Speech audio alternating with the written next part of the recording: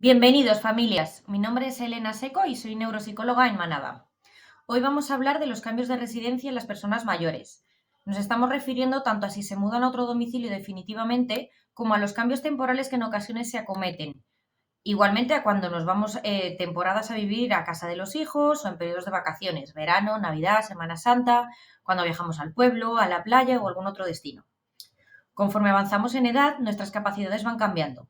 Algunas mejoran y otras empeoran. Por ejemplo, la velocidad de procesamiento de la información se enlentece, lo cual también afecta a la capacidad de adaptación. Es decir, es posible que tardemos más en adaptarnos a una nueva situación y repitamos patrones durante más tiempo. ¿No nos ha pasado que intentamos seguir encendiendo la luz donde antes la teníamos después de hacer obra en casa? Sabemos que ha cambiado de sitio, pero nuestro cerebro tarda en acostumbrarse a ese cambio. Si además estamos hablando de personas con procesos neurodegenerativos, las funciones cognitivas se ven aún más comprometidas. Es complicado que generen nuevos recuerdos, que generen soluciones a problemas nuevos. Por ejemplo, desubicarse en una casa nueva porque no sabemos dónde está el baño es un problema. Y también que regulen correctamente sus emociones.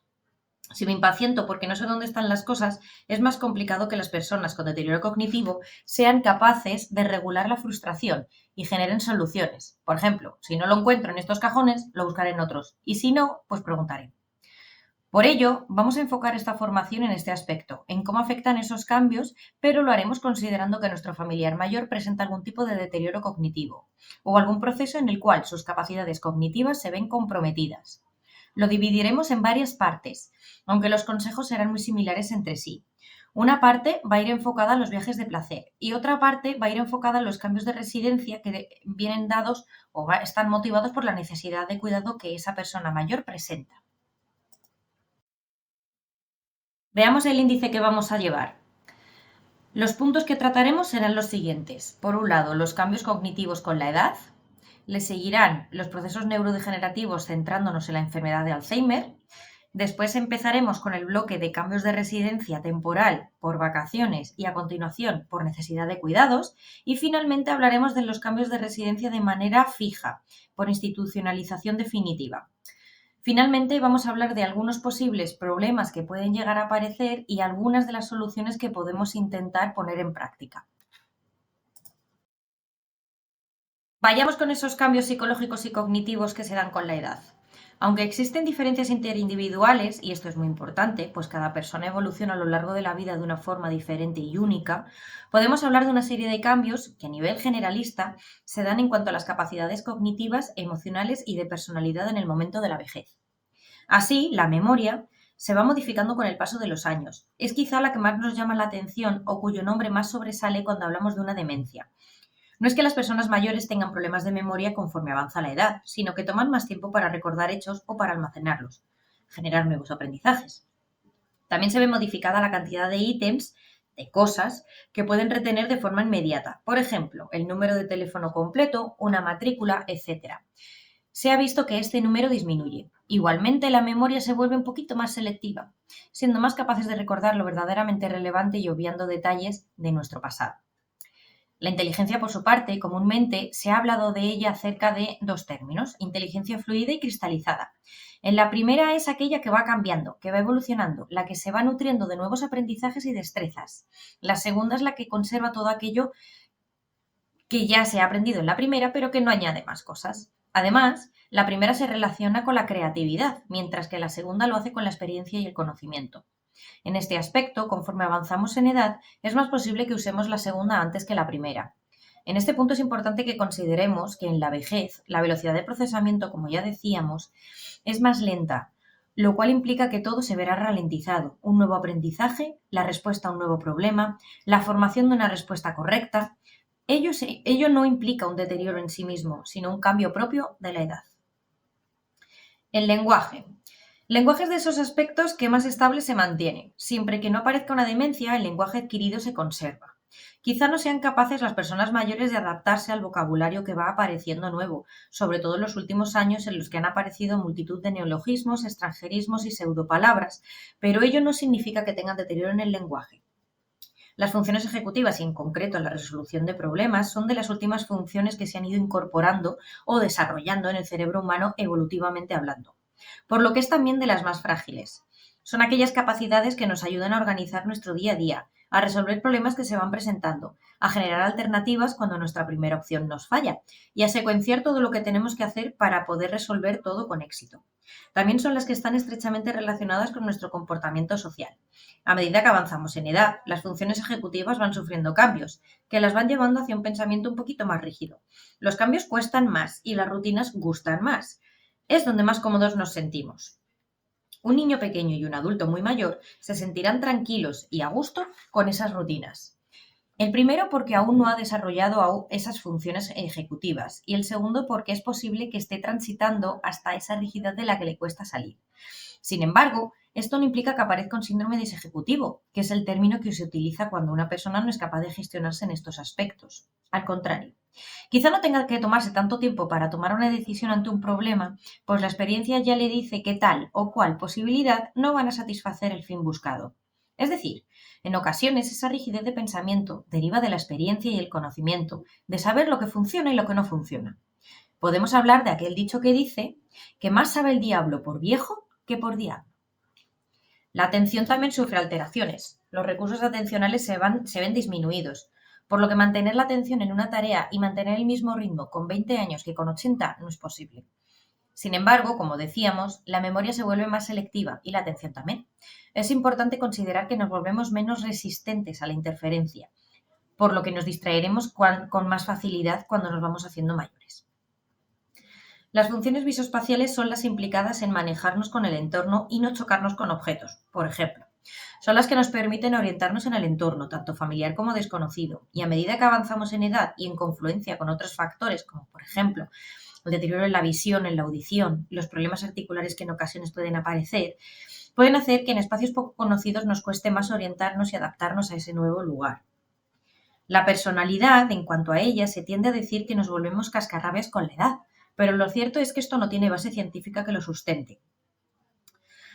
Sí se sabe que la personalidad se agudiza, es decir, una persona amable lo seguirá siendo y gustará demostrar esta cara.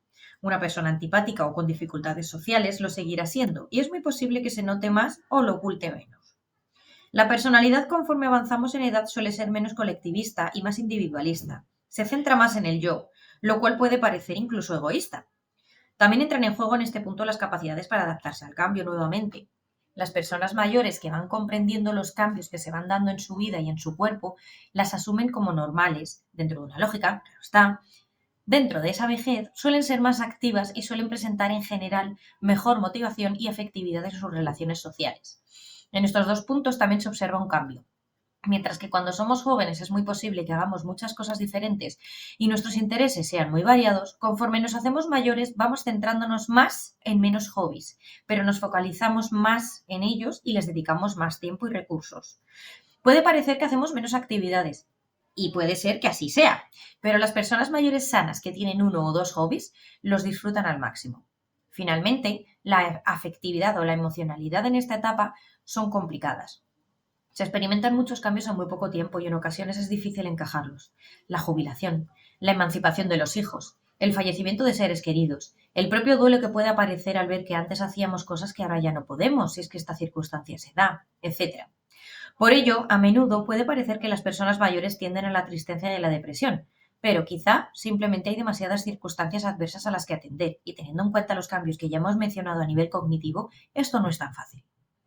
Finalmente, queremos volver a repetir que, por supuesto, estos son generalidades, circunstancias que se han observado con relativa frecuencia, pero que no implica que todos, sin excepción, vayamos a pasar por ello. Recordemos brevemente lo que significa tener enfermedad de Alzheimer. La enfermedad de Alzheimer es la forma más común de demencia en el mundo, pudiendo suponer entre un 60 y un 80% de los casos de esta última. Es una enfermedad neurodegenerativa, progresiva e irreversible, que no tiene cura y que deteriora las funciones cognitivas superiores, tales como la memoria, la atención, las funciones ejecutivas, el lenguaje o la capacidad para orientarnos, tanto en espacio como en tiempo. Si bien es cierto que uno de los factores de riesgo para padecerla es el aumento de la esperanza de vida, la realidad es que no es una característica propia de las personas mayores, pues no forma parte de lo que se conoce como envejecimiento normal. Recordemos que estamos hablando de una patología. La enfermedad de Alzheimer lleva el nombre del doctor Alois Alzheimer, quien a principios del siglo XX examinó el cerebro de una paciente que falleció por una afectación mental inusual hasta la época. Tenía problemas de memoria, de lenguaje, comportamiento errático e impredecible. Así, descubrió en el cerebro conglomerados de células y muchas fibras enredadas entre sí, lo que hoy conocemos como placas amiloides y ovillos neurofibrilares respectivamente, características ambas de la enfermedad de Alzheimer. Desde entonces, la investigación ha intentado dar con el origen de la enfermedad para intentar conseguir curarla, pero sin éxito hasta el día de hoy. Lo que sí se sabe son algunos de los síntomas que puede llegar a generar. Cuando la enfermedad se empieza a manifestar, generalmente lo hace a través de pequeños olvidos acerca de la información recién aprendida. A medida que el deterioro avanza, empieza a aparecer desorientación, fallos atencionales, olvidos de procedimientos habituales, problemas para encontrar palabras y también cambios en el humor. Puede haber mayor irascibilidad, menor paciencia y cierta desinhibición verbal. Es posible que aparezcan, incluso en etapas avanzadas, delirios y alucinaciones. Pues ahora sí, vamos con los cambios de residencia temporales, en este caso por vacaciones. Cuando pensamos en irnos de vacaciones solemos afrontar esa idea con ilusión. Sin embargo, ¿es el mismo sentimiento cuando somos cuidadores de una persona con deterioro cognitivo? Normalmente esa ilusión torna en incertidumbre, duda, nerviosismo, pensamientos negativos e incluso derrota. Es entonces cuando nos surge una duda importante. ¿Me puedo ir de vacaciones con mi familiar? ¿Mejor lo dejo en casa al cuidado de otra persona? ¿Busco una estancia temporal para él en una residencia? ¿Me organizo con mi familia para que podamos irnos de vacaciones todos? La respuesta, en todos los casos, va a ser la misma. Depende. Depende en un primer momento de en qué punto de la enfermedad se encuentre mi familiar. Si hablamos de estadios iniciales y premoderados en los que tiene fallos de atención, de organización y de memoria, pero dialogando conseguimos que nos comprenda, es muy posible que esas vacaciones no solo sean adecuadas, sino que sean hasta beneficiosas para todos. Cambiar de aire siempre es bueno, si se cumplen ciertas circunstancias. Sin embargo, en estadios más avanzados no es tan aconsejable ese cambio. También va a depender del plan que tengamos para esas vacaciones. Si nuestra vida se basa en ir al centro de día, volver a casa sobre las 5, dar un paseo, quizá tomar un café, volver a casa para ducharnos, cenar algo ligero pronto y acostarnos sobre las 10 de la noche, no será buena idea elegir planes de vacaciones en los que vamos a caminar durante todo el día, en los que practicaremos quizá algún deporte o en los que estaremos todos los días rodeados de personas que habitualmente no vemos. Es decir, será buena idea irse de vacaciones si las rutinas se pueden mantener en la medida de lo posible. En el caso en el que nos decidamos por viajar con nuestro familiar, vamos a tener en consideración una serie de consignas. Intentaremos hablar con nuestro familiar con anticipación y repitiendo las veces que sea necesario información acerca del viaje que vamos a emprender. Le haremos partícipe de las decisiones. Por ejemplo, si nos vamos a alojar en un apartamento alquilado o en un hotel, podemos enseñarle las fotos y que nos ayude a decidir. Intentaremos que el destino no esté excesivamente lejos de casa. Los viajes largos pueden estresar a nuestro familiar, fatigándolo y haciendo más probable que aparezcan los problemas de conducta. Intentaremos viajar en nuestro propio vehículo, pues así será un medio conocido. Podremos parar cuando lo creamos oportuno, controlaremos la temperatura, la música, etc. De igual forma, intentaremos viajar en momentos del día en que le rompamos lo menos posible las rutinas a nuestro familiar. Una vez estemos en nuestro lugar de destino, podemos llevar a cabo ciertas acciones que le ayuden a ubicarse. Podemos llevar objetos que suele tener a la vista y con los que interactúe normalmente, objetos de decoración, objetos personales. Durante la noche intentaremos dejar alguna luz encendida para minimizar la posible desorientación que pueda aparecer y todo lo que ésta pueda acarrear, estados de ansiedad, posibles accidentes, etc. Intentaremos, en la medida de lo posible, mantener horarios de comida y sueño, así como tipo de alimentación. Es decir, vamos a intentar mantener rutinas. Con ello nos referimos también a intentar mantener actividades que suele hacer en su domicilio habitual. Si suele salir a pasear sobre las 7 de la tarde, vamos a intentar mantenerlo. Si todas las tardes juega al dominó con nosotros, intentaremos que siga haciéndolo. Estos periodos vacacionales suelen llenarse de actividad social, pero ello puede estresar a una persona con problemas de memoria y de atención. Es mejor, al menos en los primeros días, que nuestra agenda esté relajada de compromisos sociales y que nos dediquemos a realizar pequeñas aproximaciones, siempre observando qué tal lo encara. Sobre todo, lo principal que debemos recordar si nuestro familiar se enfada, si repite lo mismo muchas veces, si se muestra apático, eufórico, si cambia del llanto a la risa muy rápidamente, es que no lo está haciendo aposta. Su cerebro se está intentando adaptar a la nueva situación, pero no dispone de los recursos necesarios, por lo que es posible que lo consiga, pero tardará más en lograrlo. Por ello, es imprescindible mantener la calma y la paciencia para que podamos tener unas vacaciones satisfactorias. Finalmente, si vamos a viajar con personas con deterioro cognitivos o procesos neurodegenerativos tipo Alzheimer, consideraremos la posibilidad de viajar a lugares conocidos si estamos en primeras fases, pues ello puede ayudar a que recuerde y pueda servir para estimular a nuestro familiar. Bien, vayamos con los cambios de residencia en los que son necesarios por la necesidad de cuidados que presenta nuestro familiar. Hay ocasiones en las que nuestro familiar necesita cuidados las 24 horas del día, pero por trabajo, por responsabilidades familiares o por cualquier otra cuestión no podemos llevarlo a cabo. En otras ocasiones somos varios hijos, por ejemplo, y decidimos repartirnos los cuidados, siendo entonces cuando el familiar con deterioro cognitivo vive un periodo de tiempo en cada domicilio. La mayor parte de las necesidades las va a tener cubiertas de este modo, pero ¿es realmente lo mejor para esa persona? Pues la respuesta es clara, no. ¿Qué sería lo ideal entonces? Lo ideal sería que esa persona viviera en su domicilio de siempre, con sus objetos, sus rutinas, sus recuerdos, junto con alguien que se ocupara de satisfacer todas sus necesidades y mantener sus rutinas, ir al centro de día incluido. Pero sabemos que en ocasiones, por organización económica y por salud psicológica, los familiares cuidadores esto no es viable.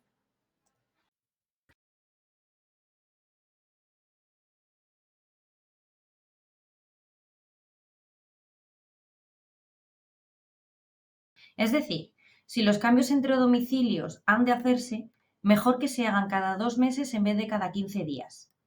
Si nos podemos poner entre todos de acuerdo para mantener los horarios de alimentación, sueño, higiene y actividades del día a día, mejor que mejor. Así intentaremos que si estos cambios de residencia se den de lo más espaciado en el tiempo posible. E intentaremos seguir los consejos aportados. La persona con deterioro ha de tener objetos personales que le ayuden a orientarse. Mantendremos sus horarios, sus actividades. Asimismo, vamos a intentar que allá donde vaya llevemos esos objetos y esas cosas que le pertenezcan, que al final le hagan sentirse en casa.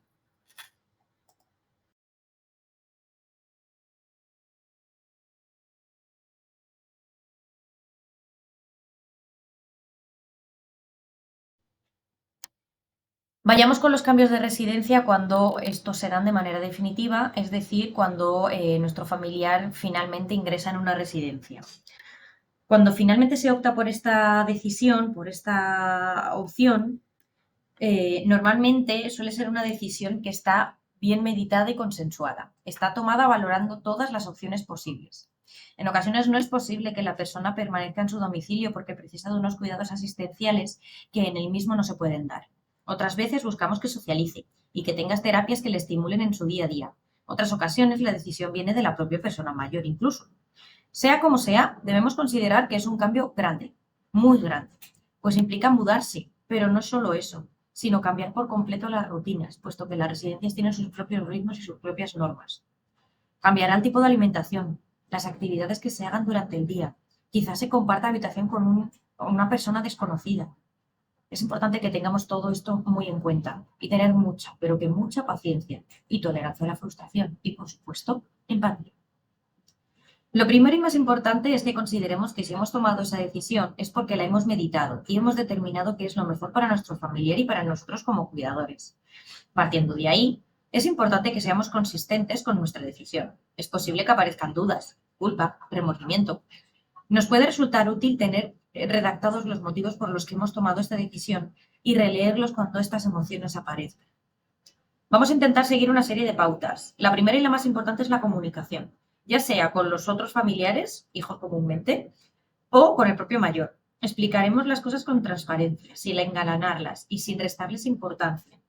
Por supuesto, es un cambio grande, así que vamos a tener que validar emociones de todos, las nuestras y las de la persona que va a ingresar en residencia.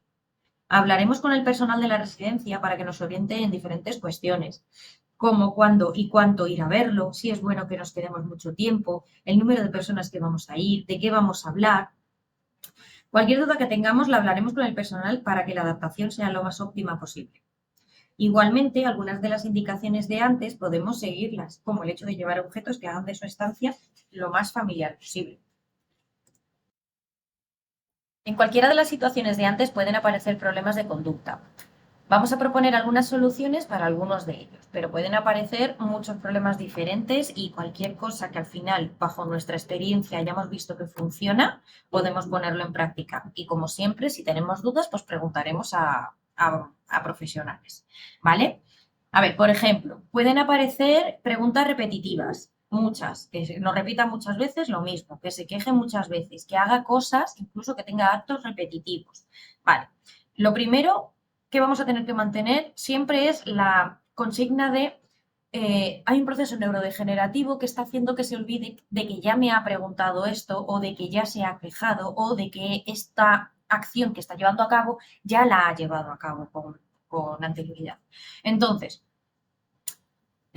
puede llegar a ser molesto para la persona cuidadora que le repita muchas veces seguidas qué hora es o cuándo se come, pero tendremos que mantener paciencia. Podemos intentar averiguar la causa. A lo mejor es que hace muchas horas que no come y verdaderamente tiene hambre, siente hambre y a lo mejor en ese momento se le puede dar alguna cosa que pueda comer en ese momento dado.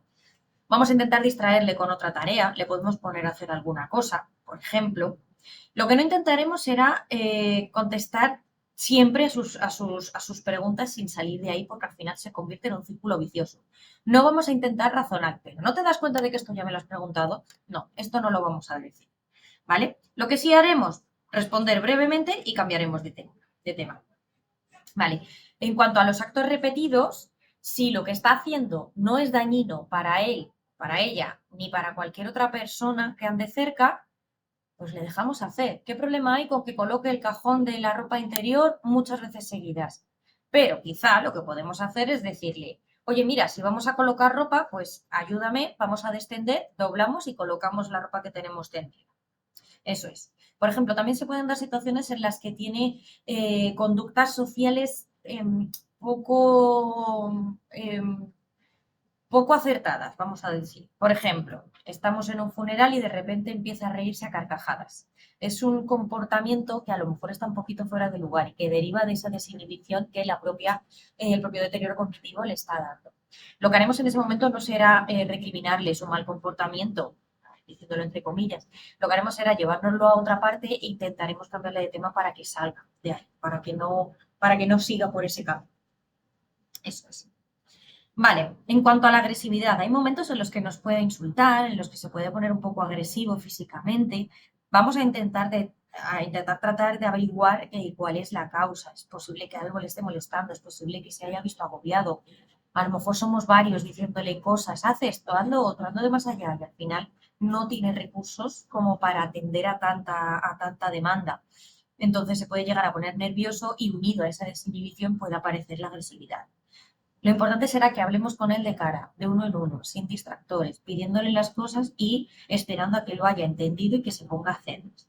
Si vemos que sigue por el mismo camino, vamos a intentar distraerle con una actividad que le guste más. No vamos a discutir con esa persona.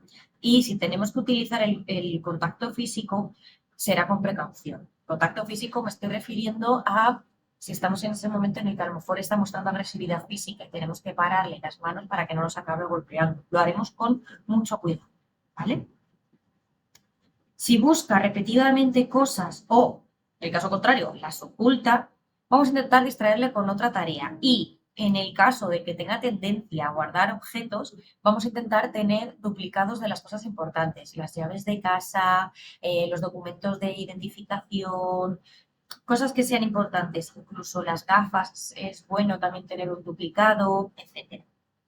Si se pierde, vamos a mantener la calma y vamos a intentar buscarlo por casa con calma con esa persona.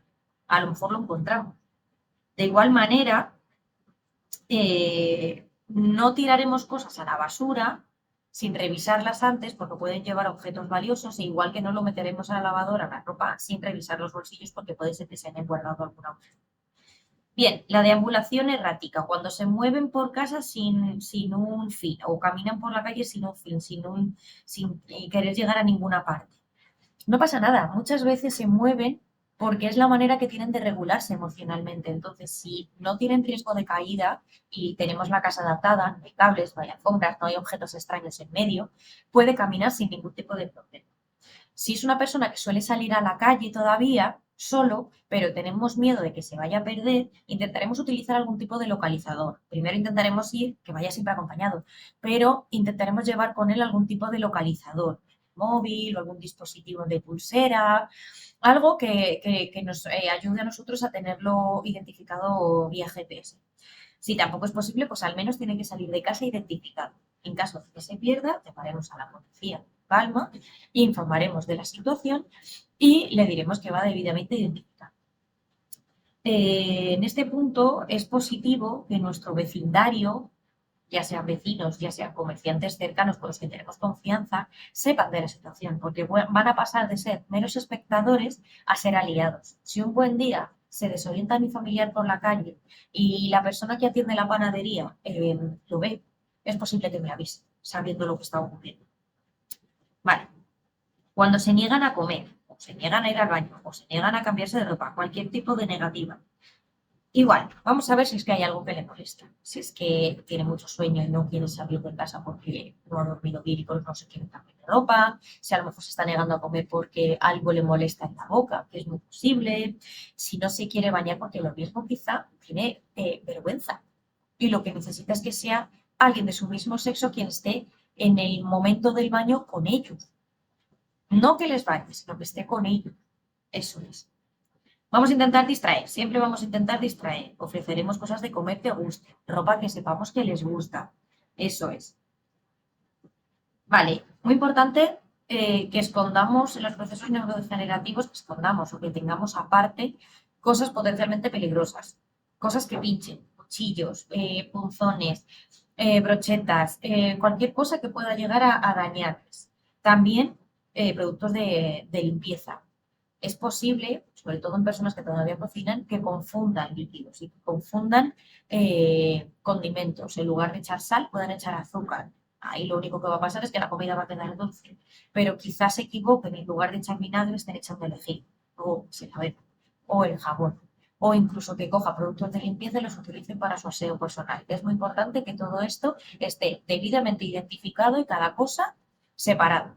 Los productos de higiene en el baño, los productos de limpieza en otra parte y los productos alimenticios al alcance si no es una persona que tenga tendencia a comer y que no pueda ponerle freno. Muy bien, familias, pues hasta aquí la breve formación bueno, que acabamos de ver acerca de los cambios que pueden darse en las personas mayores en cuanto a su lugar de residencia. Espero que haya sido de vuestro interés y si tenéis cualquier tipo de duda, no dudéis en poneros en contacto con nosotros por WhatsApp, por teléfono o por correo electrónico a manaba@manaba.es.